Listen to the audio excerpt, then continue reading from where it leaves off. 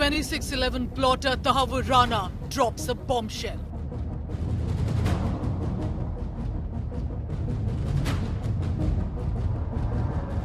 Rana admits wrecking Mumbai terror targets.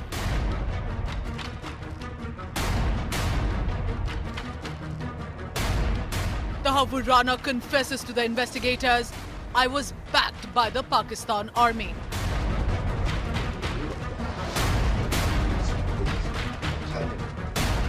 Admission exposes 2008 intel failure.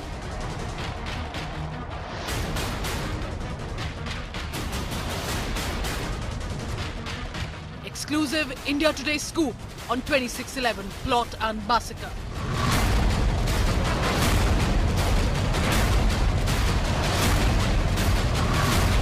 Tahavur Rana's explosive revelations.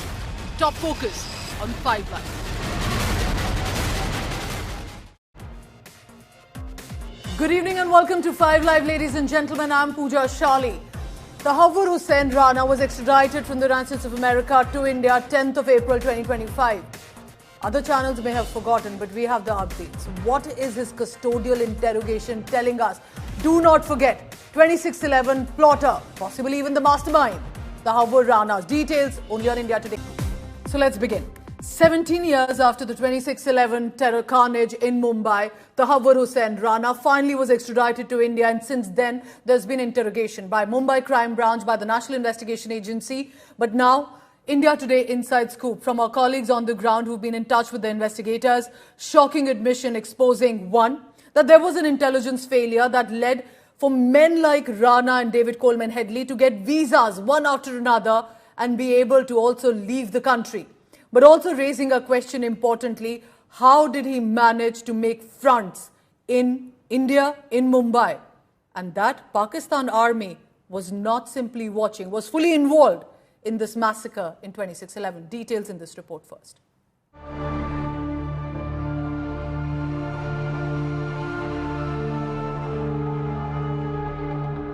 17 long years after the deadly 2611 Mumbai attacks, Tahavur Hussain Rana, one of the masterminds behind the terror strike, finally faces justice in India. His explosive admissions expose a shocking intelligence failure dating back to 2008. Sources reveal that Rana slipped away from India during the UPA rule, raising serious questions about how this key conspirator evaded capture for nearly 2 decades. Extradited earlier this year after the US Supreme Court dismissed his last appeal, Rana has allegedly confessed to being present in Mumbai during the attacks. Rana also admitted working hand in glove with Pakistan's Lashkar-e-Toiba and ISI. He is Lashkar-e-Toiba. He allegedly scouted terror targets like Chhatrapati Shivaji Maharaj Terminus. With this damning confession, Mumbai police are preparing to arrest Rana as India grapples with the bitter truth of the intelligence lapses that let a terrorist mastermind carry out attacks on Indian soil.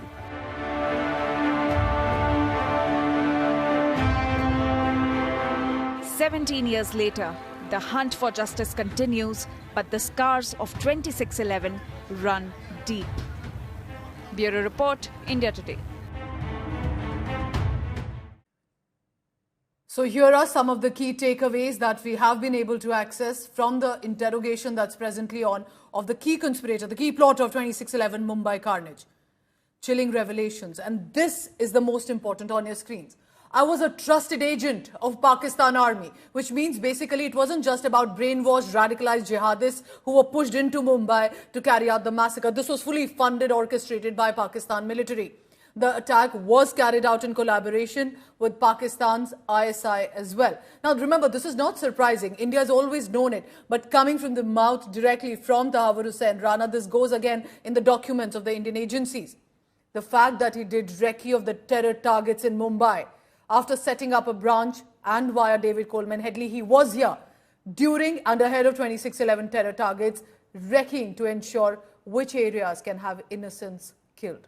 David Coleman Headley, he says, had several training sessions with the Lashkar-e-Toiba as well. So while he had the backing of the Pakistani military, The direct training was done by Lashkar-e-Taiba and its proxy outfits. And accepting, possibly once again, that he was in Mumbai during 26/11 terror target in 2008. That is when the massacre that was happening, he was right there in the city and was able to very clearly, successfully, sadly, have the carnage carry out and then leave the country as well in the days to come. Divyesh Singh is my colleague on the ground. He's been able to get us this big India Today inside scoop. Divyesh, you tell me, I understand many of these revelations have always been with Indian agencies, but the fact that him accepting that Pakistan army was fully involved, not just on the sidelines as they would like to claim, that I think is the biggest takeaway. And how do agencies take this ahead? Go ahead and tell us more.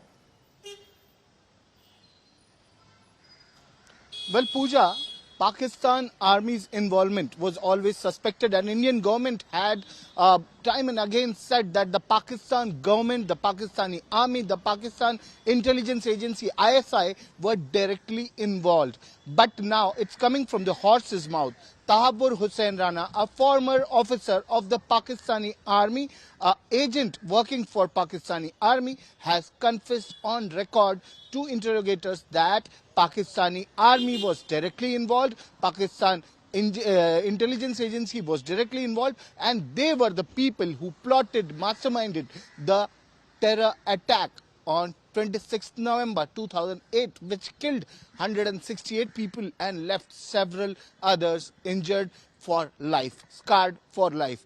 They attacked sites which were hotels, they attacked railway stations, they attacked tourist places, they attacked restaurants, they attacked Nariman House, which was a Jewish center, and they carried out multiple attacks. And all this was not just because of or just a terrorist outfit, a banned terrorist outfit like Lashkar-e-Taiba. They had full and complete support of the Pakistani army, the Pakistan intelligence agency, and they were directly involved. This is bringing to light that the terrorist state of Pakistan was directly involved in the attack of 26/11 that happened in Mumbai. Yes, sure. This is very interesting and important aspects and details that you're bringing to us. Also tell me this. We may hold him accountable and David Coleman Headley as much, but the fact that he was able to get these visas, leave the country so easily, he almost got away till we got him extradited, and then the involvement possibly of the locals in different ways. Do you think that is something that the investigating agencies will look at as well? How is it so easy for someone with his nationality, with his background, to be able to come in and out of India, set up these offices, and then get away after the massacre?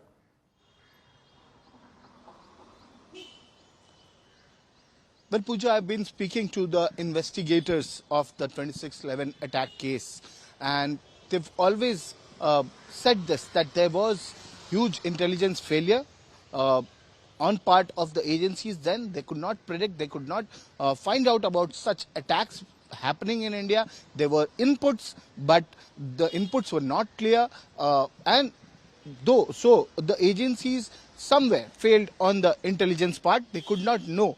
And a Canadian American, Tahabur Rana, sets up an immigration agency in South Mumbai, that too in South Mumbai. He sends his friend, his accomplice, David Coleman Headley, on multiple visits to India, multiple visits to Mumbai, where David Coleman Headley not only befriended many people, he befriended some relatives of Bollywood stars, he befriended some politically linked people, and through them, David Coleman Headley then further perpetrated this attack, or carried out or passed on information to the terrorists, to his handlers in Pakistan. It will be a lead from what you're telling us. There's one Major Iqbal who's a Pakistani army officer. Correct.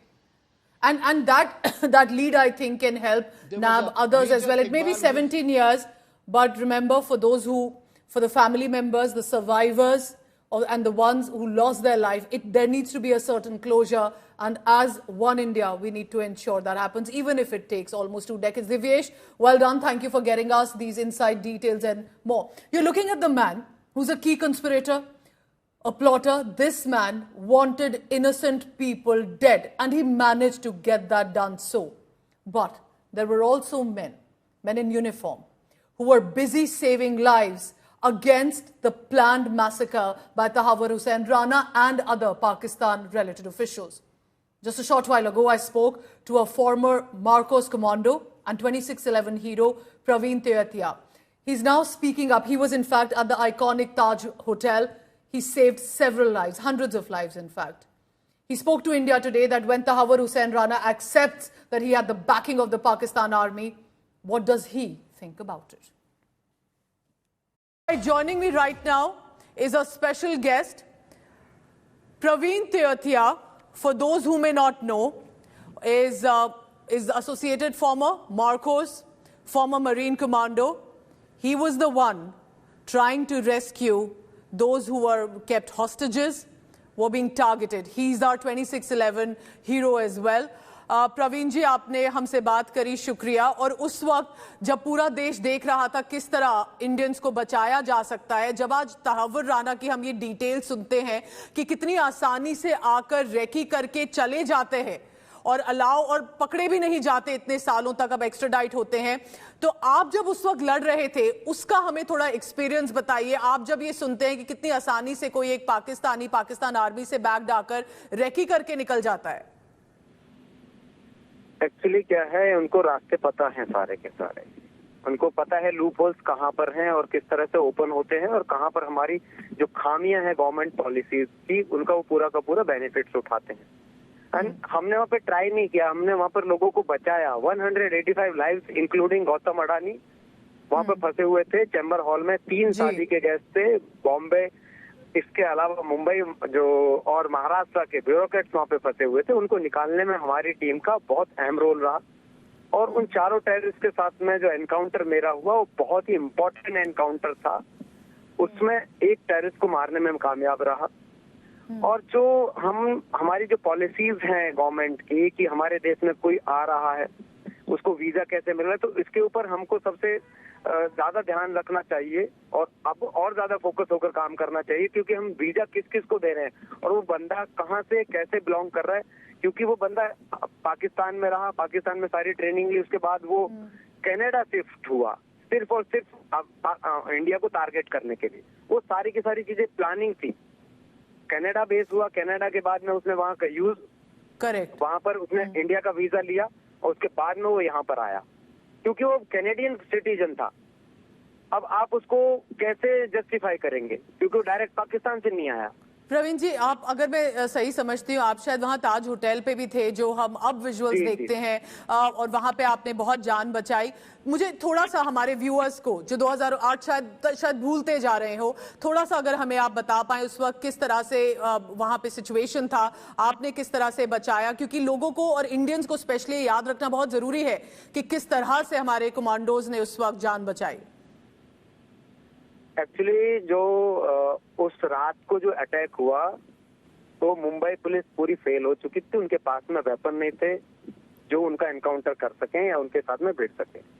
Specially ताज को बहुत ज्यादा target बनाया गया था। जो ताज का जो डोम है उसको गिराने की पूरी कोशिश थी टेररिस्ट की, क्योंकि ताज की जो नाक है, टाटा ग्रुप की नाक है, और मुंबई की जो नाक है वो है ताज होटल का वो डोम, उसको गिराने की पूरी कोशिश थी। और हम रात में ही हमने एक्शन लिया, हम रात को ही पहुंचे और पूरा का पूरा operation without any special gear, और मेरे पास ना हेलमेट था, ना मेरे पास सही एप्रोप्रिएट वेपन था, ना मेरे पास में बुलेट प्रूफ जैकेट थी, ना मेरे पास कम्युनिकेशन सेट था। फिर भी हमने कहा कि नहीं, हमारे लिए देश पहले है, हमारे नागरिक सबसे पहले हैं, और अगर उन लोगों को बचाते हुए अगर मेरी जान चली जाती जाए उसका कोई मुझे गम नहीं है, क्योंकि मैं कहीं ना कहीं देश के लिए काम आ रहा हूँ। और मैं पूरी की पूरी कोशिश रहेगी कि यहाँ से लोगों को सेफ एंड साउंड यहाँ से रेस्क्यू किया जाए। सेकेंड टीम का मैंने टीम को लीड किया। चैम्बर हॉल तक हम लोग गए, चैम्बर हॉल में जो लोग फंसे हुए थे वहां से उन लोगों को निकाला, और चैम्बर हॉल के बराबर में जो डाइनिंग के लिए एक हॉल है उसके अंदर मेरी पूरी की पूरी एनकाउंटर हुई, जिनमें चारों टेररिस्ट के साथ में मेरा एनकाउंटर हुआ था वहां पर। और मुझे 4 गोलियां लगी उसमें, और एक पूरा का पूरा मेरा लेफ्ट ईयर था वो पूरा का पूरा उखड़ गया, और मेरी लेफ्ट हियरिंग चली गई लेफ्ट ईयर की, और एक गोली चेस्ट के आर पार निकली, तो एक लंग्स भी वो गोली मेरा साथ में लेकर चली गई। लेकिन ईश्वर कृपा थी, कि मैं बच पाया उस एनकाउंटर में। Well done Praveen Tewatia. एक तरफ है तहव्वुर राना और डेविड कोलमैन हेडली जो जान लेना चाहते हैं, और आप जैसे इंडियंस जो हमारी और सबकी जान बचाई अपने रिस्क पे। थैंक यू वेरी मच, और हमारे व्यूअर्स को ये बताने के लिए भी। So that's the difference between a brainwashed, radicalized man with the Pakistan Army's backing and the Indian trained soldier saving lives during 26/11. Let's try and understand this further. Tara Karta is joining me, terrorism and security expert. Dr. Karta, when you hear of these testimonies and when you hear of Tahawwur Hussain Rana accepting that there was Pakistan Army backing completely, does that surprise you? And also, why do you think it is important to have on record when Rana says that he clearly was an agent of Pakistan military? No, it doesn't surprise me at all because I was in the government when all this was going on. We were handling it directly. We had a series of intelligence inputs, but oddly, as you know, some evidence, Headley was picked, and that will come to later, but it was not surprising. But it is important because if you look at what the earlier documents of his sentencing, Tawar Rana we're talking of, his sentencing in the US, there is no mention whatsoever of the Pakistan Army. So this time, this interrogation report, which would have been recorded, and I'm pretty sure there would have been a member of the Canadian Security Services or somebody from the Canadian side present because he's a Canadian citizen, it is on record. That is why this is important. It's not that we didn't know. I mean, everybody knows what they're doing. There's another very interesting fact which has still to come out. You know, during when all this was going on, we know for a fact that Hafiz Saeed's two brothers were in the US. One was in Boston, one was somewhere else. I don't recall. They had nothing to do with this. They were deported later. There was no Lashkar module at all in that area. How did this plan come about with this guy coming from Canada, setting up shop? And Headley started this whole thing, if you remember. He's the one who contacted Rana. Yes, he joined later. Rana came in later, ahead of the attacks. Exactly. So there was no Lashkar there. So who did all this in Washington? Obviously, there is an embassy. There is somebody from within the Pakistan embassy who was coordinating. So that has to still come out. Number 3 is, why did Tahawwur Rana come here one day before the attack? That also I really want to know. I mean, as someone who's been in this business, I really want to know why they decided to send him. There must have been some other specific role involved. And 5th is, what else did they survey? Because whatever they surveyed, whatever they did, those records are still with them. Right? That is still there. I want to know what else is there down the line. And finally, I hopefully, given Bilawal Bhutto's statement, which you saw recently, he said, you know, we will send back people and things, of course, according to Pakistani laws. This is an interrogation they can't sidestep. They cannot sidestep this. Then how do you think India can take this aside? This has been in cooperation with the United States of America. How do we as a nation ensure not only that we don't have a 26/11 again, but also to ensure that we take key lessons from this revelation, this confession, and how can we take this ahead internationally and within our country as well as lessons? Internationally, I think the focus should go back on terrorism. As you can see, the world has moved on from terrorism to conventional war. They're talking of Ukraine, Gaza, all the rest of it. And I think it needs to be reminded again and again that Americans and Israelis and, you know, a bunch of people died in 26/11. This is not something you can forget. That's number 2. I think we need to now seriously ask for extradition. We have the evidence, and we not just extradite the rest of these people involved. I want to know, where is that Major Iqbal who was serving until 2019? He was serving. So if he's a major, he's probably still in service. Where is this man? So at the time when 26/11 happened, thereafter, I should tell you one thing which happened was Zardari was there at that time. They did launch an investigation. It is only when the Pakistan Army came and then threw him out because he was actually trying to get something going, to get things better with India. So he was pushed out of power. So now if indeed Bilawal would be given that space, I don't see that space at all. If they do mean what they say, then well, here we go. Let's ask for extradition. Perfect. So we'll take a look at how this really goes ahead. But nevertheless, Rana is in our custody, and we will ensure that it will lead to possibly many more arrests as much as possible. Appreciate you joining us, Dr. Tarak Arta on India Today. In fact, one question also that consistently is being asked. Rana comes in with Headley, possibly others as well. Who was he in touch with in Mumbai, in India? I spoke to Vikram Singh, former Director General of Police of Uttar Pradesh. Here's what he suggested and said. This is on very expected lines. There is incontrovertible evidence, both electronic, direct, and also the investigating agencies, both in India and abroad, have worked on Tahavvur Rana and David Coleman Headley very, very closely. It's a different matter that David Coleman Headley has not been able to extradite him, but the fact of the matter is putting the whole pieces of jigsaw puzzle together. Tahavvur Rana is eyeball deep involved in the Mumbai attack, and he was a cohort and a part of the ISI plan. He was a part of the ISI, and ISI planted him in the USA. Tahavvur Rana had a travel agency very much in Mumbai, and right underneath our nose, he managed to do what he did.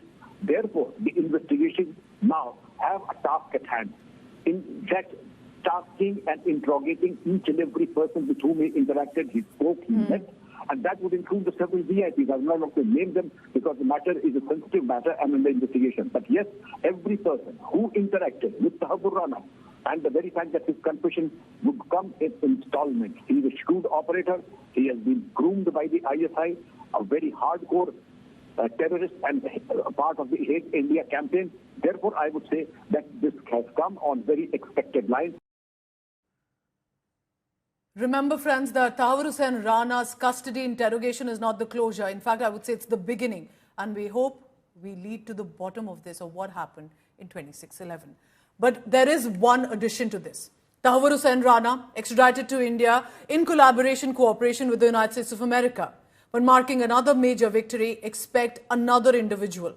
Security agencies have confirmed that pro-Khalistan extremist Happy Passia will again be soon extradited to India, just like Tahavvur Hussain Rana. India's central agencies, in collaboration with Punjab Police, have been closely tracking his activities. Inputs regularly were shared with America's authorities. His extradition to Delhi airport is expected very, very soon. The National Investigation Agency had placed a reward earlier of 5 lakh rupees on Passia. But why him? He has been linked to over 14 terror-related incidents, all of them primarily against police personnel and police stations in Punjab, specifically between 2024 and 2025. Even though, of course, he was based abroad, but he was in coordination with Pakistan's ASI and managed to, with notorious gangster Rinda, was able to carry out these attacks in Punjab. Babbar Khalsa International, which is a terror banned outfit, that association with Happy Passia has also been taken in consideration. Now, he was taken in custody by US Immigration and Customs Enforcement on 17th April. And soon, as India had been sharing dossiers and information one after another, he is set to be extradited. Arvind Ojha joins me for the latest on that. Arvind has broken that big news for us. Arvind, पहला सवाल, कब एक्स्ट्रेडिशन likely है? और दूसरा, क्यों happy Passia को देखा जा रहा है कि तहव्वुर हुसैन राना के बाद एक बड़ा कैच रहेगा इंडियन एजेंसीज के लिए? देखिए, जो दूसरा सवाल उसका जवाब गो अहेड। असल ये इतना बड़ा केस था कि खुद जो FBI के चीफ हैं उन्होंने सोशल मीडिया प्लेटफॉर्म एक्स पर बाकायदा पोस्ट करके जानकारी दी थी कि इंडियन एजेंसीज के रिक्वेस्ट पर FBI ने हरप्रीत सिंह उर्फ हैप्पी पासिया को अरेस्ट किया है और उसके साथ कुछ और लोगों को अरेस्ट किया। ये FBI चीफ ने कुछ जानकारी दी थी। इंडिया टुडे ने सबसे पहले ये खबर ब्रेक की थी। दूसरी अगर बात करें तो ये जो हरप्रीत सिंह उर्फ हैप्पी पासिया है, ये पाकिस्तानी खुफिया एजेंसी ISI और पाकिस्तान में मौजूद बब्बर खालसा इंटरनेशनल के टेररिस्ट के साथ मिलकर बीते 2 सालों से पंजाब में लगातार टेरर एक्टिविटी को अंजाम दे रहा था। खासतौर से पंजाब में जो पुलिस स्टेशन है वहां पर IED ब्लास्ट कर रहा था, जो पंजाब के पुलिस ऑफिसर्स थे उन पर अटैक कर रहा था और सीरीज वाइज टारगेट किलिंग की वारदातों को अपने लोकल स्लीपर सेल की मदद से अंजाम दिलवा रहा था। और इसी वजह से NIA ने इसके ऊपर 5 लाख रुपए का इनाम भी रखा हुआ था। तो चूंकि हरप्रीत सिंह पंजाब का रहने वाला, पंजाब में उसके लोकल नेटवर्क थे, खुद अमेरिका में बैठकर ये टेरर एक्टिविटीज को अंजाम दिलवा रहा था, जिसके बाद सेंट्रल एजेंसियों ने एफबीआई से रिक्वेस्ट की और उसके बाद एफबीआई ने इसे अमेरिका में अरेस्ट किया है। अब इंडिया टुडे को सोर्सेस ने बताया है कि कुछ दिनों के अंदर जो हरप्रीत सिंह और हैप्पी पासिया है उसको इंडिया डिपोर्ट कर दिया जाएगा और जैसे ही वो दिल्ली एयरपोर्ट पर आएगा उसे एजेंसीज अरेस्ट करेंगी। इससे काफी ज्यादा क्रूशियल इंफॉर्मेशन खासतौर से पंजाब में जो टेररिस्ट एक्टिव है उनके बारे में मिल सकती है। पूजा, very important point. Remember, this is as much about what is unfolding in Punjab. We have seen whether it's law and order, terror-related incidents, possibly Pasia's lead can give us more inputs on that. Arvind, thank you very much for these details as well. Now, Tahawwur Hussain Rana and Happy Pasia are not the only big ticket extraditions. I want to in fact tell you about the individuals who've been extradited in the past few months or years. Of course, Tahawwur Hussain Rana, the 2611 conspirator, mastermind, has been extradited from the US in 2025. That's the biggest name that we've heard in the past few years. Ravi Pujari, an underworld don, was extradited from Senegal in 2020. Christian Michel, remember, in the VVIP chopper scam, the middleman was extradited from the UAE in 2018. Chota Rajan Daud Ibrahim henchman was extradited. Again, a huge catch. This was from Indonesia in 2015. So in the past 1 decade, we have seen several of these names. Abu Salim, 1993 Mumbai blast, accused as well, from Portugal in 2005. But the hunt is not yet over. India's most wanted list is still on. Some of them are own fraudsters, defaulters. Vijay Mallya's extradition is long awaited, expected. It's a battle, however, a legal battle that he's also fighting very strongly in the United Kingdom. Again, similarly, Nirav Modi, the PNB fraudster, is in the UK prison right now. Mehul Choksi, similar in that case, is in Belgium prison right now. Each one of them, of course, in their defense, have completely denied and rejected the allegations against them.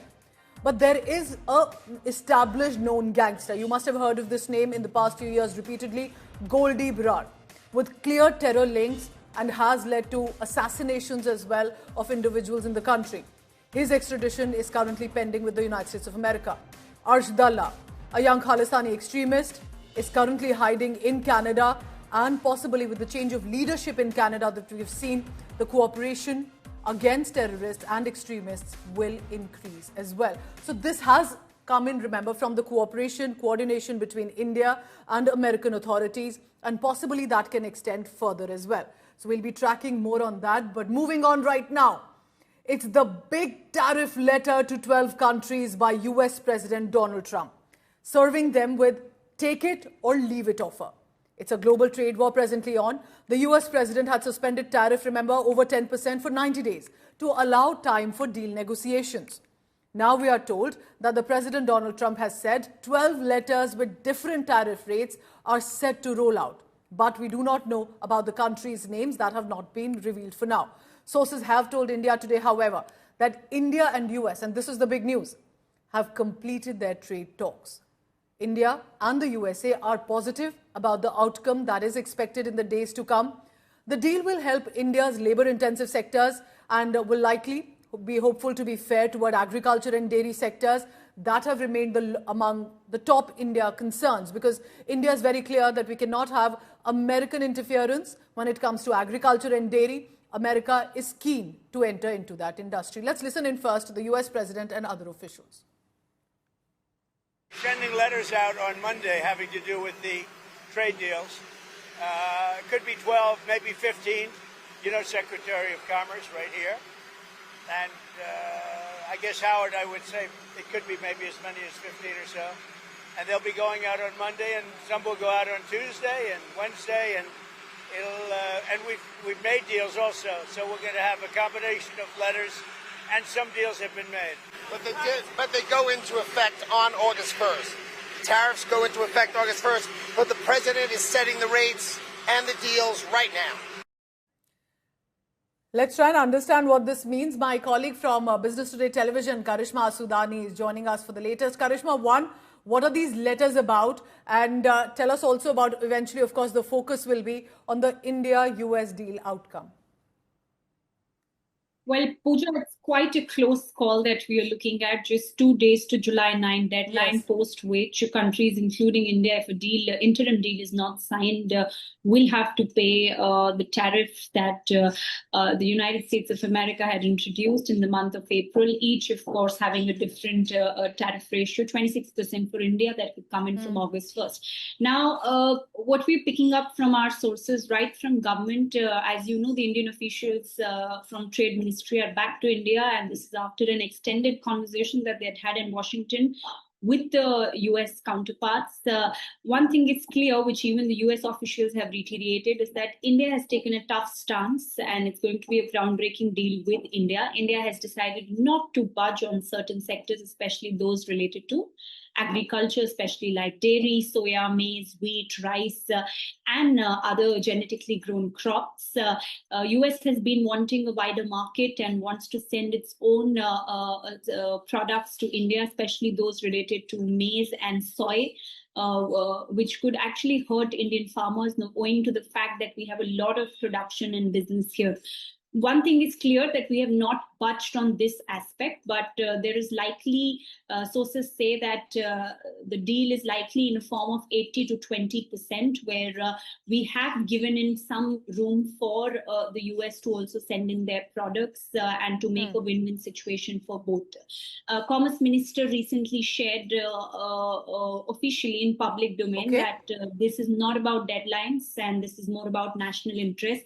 So that also... Eventually, of course, the focus will be, it has to be a win-win situation, and that's what we'll be hopeful as well, that Indian interests also will be benefited on this. Karishma, stay on with me. Pranay Upadhyay, editor from India Today Global, joins us. How much of a diplomatic, political equation, Pranay, comes into force here when we talk of a trade deal that could be so crucial as this one?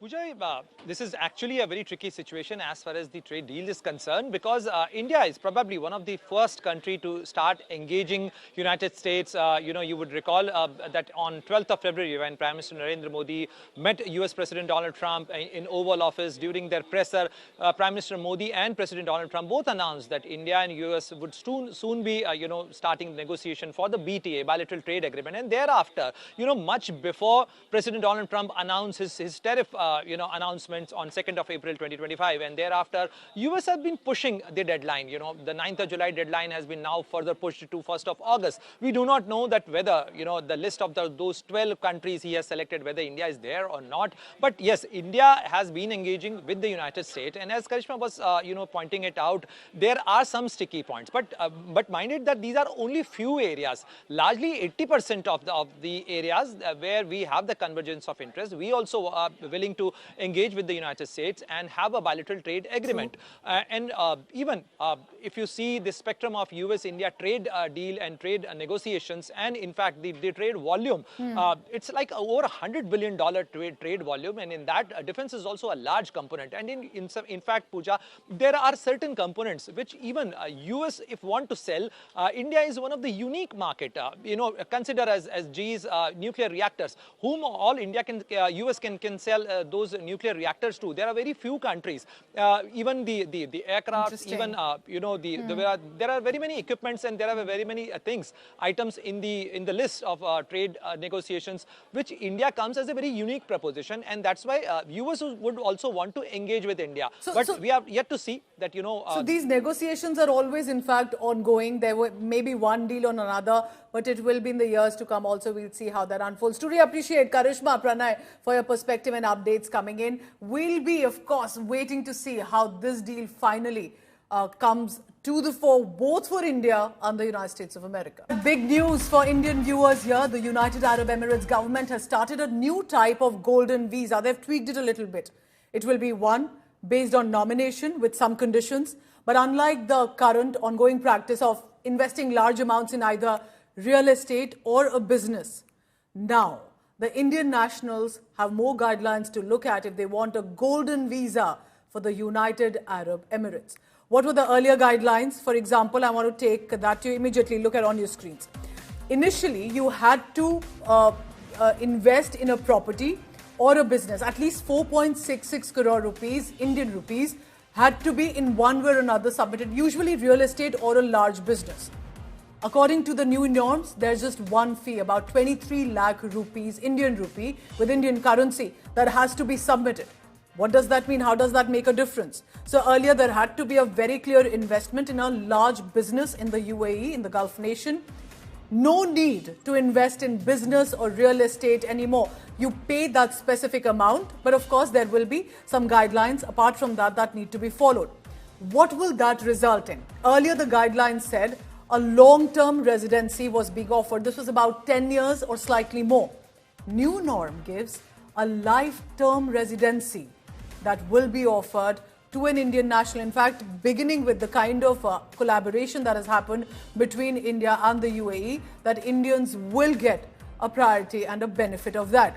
So how does one go about it? What is the evaluation? Is it just about paying up the set amount? Applications can be submitted through one Vasco center. All applicants will have to undergo a thorough background check. That will happen. What does that mean? Criminal records, money laundering or anti-money laundering compliance, all of this will be screened. Your digital presence, your social media presence will also be examined. Contribution that you can make to the United Arab Emirates economy, society, finance, trade, culture. How will you be a contributor to their society will, of course, be a priority as well. Now, that application will be sent to United Arab Emirates government. The government will take a final decision, and if it's an approval, if it's an affirmative, it's a lifetime residency that could come in from the Gulf nation to the Indian national. I'm in fact quoting from the guidelines that have come in from the Rayad Group, the firm that has been selected to pilot the nomination-based golden visa in India. There's of course a lot of curiosity, speculation. What does it mean? Pranay Upadhyay joins me for the latest on that. Pranay, I'm thinking of all the capital gain that goes from India to the UAE. It's also about cooperation between the two countries. What are you making of it? What does it mean? This is a massive change from an earlier investment to a set amount. Absolutely, Pooja. And if you see the shift which UAE is making right now, there are two aspects to it. One, the regional competition among the Gulf nation, among the GCC countries, to attract more talent, to attract more investment. There is a competition going on between UAE, Qatar and Saudi Arabia. Every country is opening up, reforming their internal system and attracting more and more investment. UAE has emerged as a strategic partner to India, and in any case, like around 3.5 to 4.5 million Indians are already residing in UAE, yes, with various purposes there, and they want to attract more Indians. Indians have emerged as a global talent pool, and every country is trying to attract. And UAE want to have more investment, and this is another, the way Saudi Arabia is coming up with a new city with very high-tech investment area in the Norm area. Similarly, UAE also trying to attract more talent, more money, and that's why this new visa, golden visa scheme has been launched as per the rules which you have also displayed. This clearly shows that the earlier norms have been reduced to fraction of it, like from 4.6 crore rupees dirhams to it's like 23 lakh rupees. Yes. So this clearly shows that they have reduced their norms. They want to attract more Indian investment. They want to have more Indians. But yeah, definitely they want to go for the background check. And India and UAE have like a good stringent the political partnership. They have a robust extradition mechanism as well, and therefore UAE want to open it up, and initially as a part of the pilot scheme, around 5,000 applications will be considered first, and thereafter they might likely to continue it and like further opening up of the application process. So Abu Dhabi, Dubai, Sharjah, if the Indians there are thinking of a lifetime residency, basically that would mean investments eventually, and if they are, whether they intend to settle or simply invest in business. There have been now some tweaking that has been done by the UAE government. It's a huge opportunity, but we'll see how this goes specifically with regard to Indians elite possibly shifting to the UAE. All right, I want to now take you to our hill states. Torrential rainfall in the past few days in Himachal and Uttarakhand, especially in the past 2 days, have led to widespread damage, disruption and loss of life. Himachal Pradesh has reported 78 deaths since the start of the season. Met Department has issued orange and yellow alerts in several districts, warning of continued heavy rainfall and the risk of landslide and flash floods. Let's go one by one. Himachal Pradesh, 14 cloudburst incidents. 3 flash floods have been reported. That means also no chance for people to be able to escape from that flash flood and the cloudburst that happens. Mandi is the worst affected. 14 people have died, 5 injured, 30 missing. With fatalities increasing, state's monsoon death toll has risen as well. Now, who's the member of parliament from Mandi? It's actor Kangana Ranaut. She was inspecting the flood-affected areas as well. Now, Ranaut asserted that she was always accessible. She accused the Congress government in Himachal Pradesh that they were not providing relief to the victims. About 250 personnel from NDRF, SDRF, Army, ITBP, Home Guards also are at work. And of course, some of the comments that Kangana Ranaut has made also went viral and turned controversial. Here's one exclusive interview with India Today. Kangana Ranaut, MP, Mandi, speaking. Ma'am, आपने राहत सामग्री भी कुछ दी है, क्या परिवार का कहना है, क्या लोग क्या कह रहे हैं जहां जहां आप दौरा कर रहे हैं, किस तरीके की लोगों की अपेक्षा है, उम्मीद है और साथ तौर पर इमोशनल एक अब सेंटीमेंट है? लोगों ने अपने लोग खो दिए हैं, परिवारजन खो दिए हैं, तो खैर उसको लेके वो काफी दुखी हैं, ग्रस्त हैं। वो उस जो एक इंसान आपके चले जाते हैं, परिवार, छोटे छोटे बच्चे चले गए हैं, उनकी भरपाई तो कोई भी नहीं कर सकता, भगवान भी नहीं कर सकते हैं। लेकिन अब हमारे हाथ में जो है, जैसे कि कहा कि कई राशि दी गई, आज मैंने सांसद निधि से यहाँ पे जो ब्रिज टूटा है, जो रोड, जो इनके और भी पंचायत के काम थे, वो भी मैंने इनके सारे ओके किए हैं। तो हमारे श्री नरेंद्र मोदी जी ने जो एड भेजा है, हमने इन तक पहुंचाया है। तो ये हमारे हाथ में जो काम है, अब उससे तो हम हताश नहीं हो सकते। जो है वो हम करेंगे इनके लिए, और हम जैसे कहते हैं ना, in spirit we are with them and that's more important. और ये कहा गया कि सांसद नहीं पहुंच रहे हैं, 5 दिन लग गए सांसद को आने में, दौरा करने में। देखिए, मैं ना ये किच और मच से दूर रहना चाहती हूँ। मुझे बिल्कुल ये जो विपक्ष की फैलाई हुई जो बातें हैं, मुझे उन पे ज्यादा रिएक्ट नहीं करना है, क्योंकि वो क्या करते हैं, फिर वो 2 लाइन उठा के सिर्फ जो है मेरी बातों को सिर्फ 1 लाइन या 2 लाइन। आज भी विक्रमादित्य ने सुबह पोस्ट किया कि कोई पद नहीं चाहिए होता है, कोई मंत्री पद नहीं चाहिए, कोई कुर्सी नहीं चाहिए लोगों की मदद करने के लिए। आज उन्होंने जी तो हम देखिए, वही होता है, आप कुछ भी आप वही कहावत है कि आप सोए हुए को जगा सकते हैं, लेकिन जो सोने की एक्टिंग कर रहे हो आप उन्हें नहीं जगा सकते। तो उनको पता है कि हम जो है भारतीय जनता पार्टी कितनी, आप देखिए, हर तरीके से जो है वो अग्रसर है, हर तरीके से फील्ड में है। और ना कि सिर्फ मैं, न जाने कितने कार्यकर्ता यहाँ पे है। वो मुख्यमंत्री जो यहाँ के हैं उनकी तरफ से या उनके मंत्रालय की तरफ से या कुछ भी नहीं हो रहा है। अब अपनी वो जो काली करतूतें हैं जिस तरह से छुपाएंगे, तो एक ही यहाँ पे इनके लिए जो है फेमस नाम है, कंगना कंगना कंगना लोकली करते रहते हैं, और अपनी जो है करतूतें छुपाने के लिए। तो मेरा कल भी कहने का यही था कि अकाउंटेबिलिटी चीफ मिनिस्टर की भी होनी चाहिए, अकाउंटेबिलिटी यहाँ की सरकार की भी होनी चाहिए। एसेंशियली यही लोग हैं जो इसको जगह को रिबिल्ड करेंगे, लेकिन उन्होंने एक ही लाइन उठाकर जो है वो उसमें कर रहे हैं। तो ये किचकिच से दूर रहना अच्छा है, और जो हमारा काम है, जो हमें प्रधानमंत्री जी ने काम दिया है, बेटर होगा हम उसी पे फोकस करें। India Today continues to be on the ground in Himachal Pradesh. Here are some of the ground reports. मंडी का ये सैंज का विधानसभा क्षेत्र नाचन है, जहां पर जो प्रभावित एरिया है, गांव है, हल्का है, उनका दौरा किया जा रहा है। बीजेपी के हिमाचल के अध्यक्ष राजीव बिंदल, आप देखिए तस्वीरों में, और नीचे ये यहाँ पर सड़क थी, किस तरीके से सड़क बह गई, कितना नुकसान इस एरिया के हुआ, क्योंकि तकरीबन यहाँ के एरिया ऐसे हैं जिनको 30-30, 40-40 साल लग गए हैं बनने में, लेकिन नुकसान ने उनको एक दिन में ही खत्म कर दिया। और यहाँ पर जो गांववासी हैं, आसपास के लोग हैं, उनके लिए राशन किट्स हो, ज़रूरी सामान हो, वो मुहैया करवाया जा रहा है। और ये यहाँ ही नहीं, चाहे वो गोहार का इलाका है, थुनाग का है, सिराज विधानसभा है, नाचन है, जहाँ जहाँ जितना नुकसान हुआ है उन पर काम किया जा रहा है। और नाचन विधानसभा क्षेत्र है ये, सैंज पंचायत का, और राशन किट्स आप देखिए कि अब इन लोगों को बांटी जा रही हैं। और हालांकि आज क्योंकि दौरा किया जा रहा है अलग अलग इलाके में, अलग अलग गांव में जाकर, और ज़रूरतमंदों को ज़रूरत जो उनकी है वो पूरी की जा रही है। 2000 किट राशन की, 1000 किट ज़रूरी सामान की, बर्तन की, वो बीजेपी की ओर से दी जा रही है। कैमरा पर्सन गिरीश साथ, अमन Bhardwaj.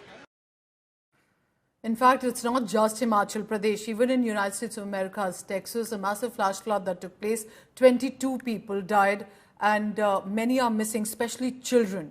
The deadly floods have left many stranded. Clearly, the visuals show houses have been submerged, vehicles caught in the flood fury. President Trump has called the floods as catastrophic. While blaming the previous government, meanwhile, Trump has said floods were unexpected, but blamed the 100-year-old system. He sought to deflect responsibility, it appeared, and he's blamed it on a Biden setup. However, amid all of this, the visuals that come in on a screen are not only scary, and because there was specifically a girl student camp that was organized, and there are many girl children students who are still missing. Many have been found, but it's reflective of the situation. A lot of grief presently in Texas over these floods. If you look at that, what a situation that all is, and that was really the Biden setup. That was not our setup, but I wouldn't blame Biden for it either. I would just say this is a 100-year catastrophe, and it's just so horrible to watch.